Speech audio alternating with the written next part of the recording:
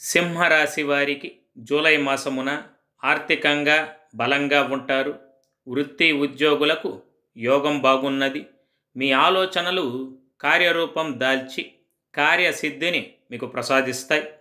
ఆస్తిపాస్తులకు సంబంధించిన అంశాలు పరిష్కారం అవుతాయి. చురుకైన స్వభావం, దృఢమైన ఆత్మవిశ్వాసాన్ని మీరు కలిగి ఉంటారు. బంధువుల రాక మీకెంతో సంతోషాన్ని కలిగిస్తుంది. మీ అభిలాష నెరవేరుతుంది. స్థల మార్పులు చేసే ఆలోచనలు పెరుగుతాయి. మిమ్మల్ని వేధిస్తున్న ఒక సమస్యకు శాశ్వత పరిష్కారం దొరుకుతుంది.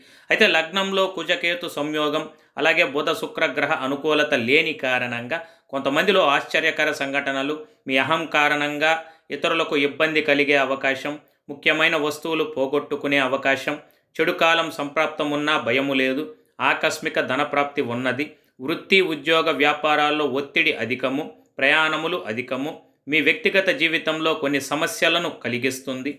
ఆదాయమునకు మించిన ఖర్చులుంటాయి. ముఖ్యమైన కార్యక్రమాలు వాయిదా పడును. నమ్మిన వారే మిమ్మల్ని మోసం చేసే అవకాశం ఉన్నది. మీరు చేపట్టే మధ్యవర్తిత్వంలో వ్యతిరేకత కలిగించును. వ్యవహార ఆటంకములు, సంతానం వలన ఇబ్బందులు, ఆరోగ్య భంగములు తప్పవు.